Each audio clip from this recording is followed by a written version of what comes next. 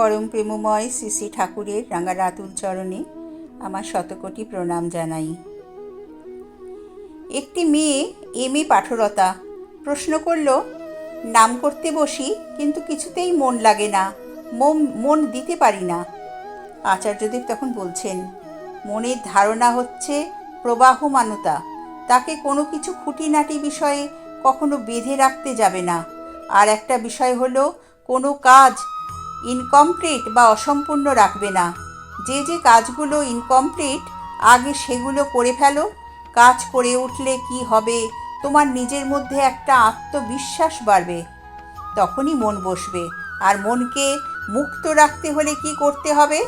মনের মধ্যে একটা প্রেমের গল্প গড়ে তুলতে হবে। প্রেম দুপ্রকার হয়, এক হয় নিজের সাথে প্রেম, তাতে সব সময় আমি চাই, আমি এই রকম চাই, আমার এটা চাই, এই ব্যবহারটা আমার চাই, তার সবটাই আমি কেন্দ্রিক, অর্থাৎ নিজের সাথে প্রেম, যাকে বলে আত্মকেন্দ্রিক বাঁচা। আরেকটা প্রেম হলো আমার থেকেও বড় যিনি, সেই বড় আমির সাথে প্রেম, মানে ঠাকুরের সাথে প্রেম। তখন মনের ভাবটা হবে, তুমি যেমন চাও আমি তোমার হব, আমার হওয়াটা হবে তোমার মতো। এটা হলেই মন মুক্ত হয়ে উঠবে। জীবনটাকে দেখবার দৃষ্টিভঙ্গিটাকে এভাবে বদলাতে হয়, তাহলেই দেখবে সব কিছুর সমাধান হয়ে গেছে। কখনো কখনো মন চিরাচরিত গতানুগতিকতার মধ্যে আটকে যায়, জীবনের যে প্রকৃত শক্তি সেই কথাটা ভুলে যায়। বিষয়টা কীরকম?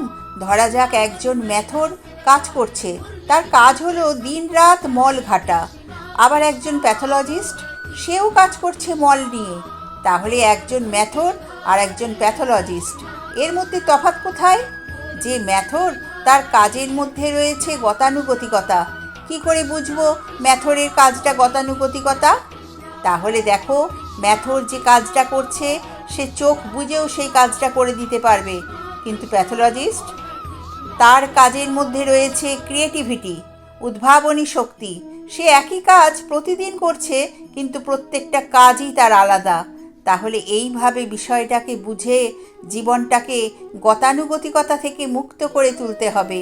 ক্রিয়েটিভ বিষয়ের সাথে নিজের মনকে যুক্ত রাখবে, তাহলেই দেখবে তুমি সব পারছো।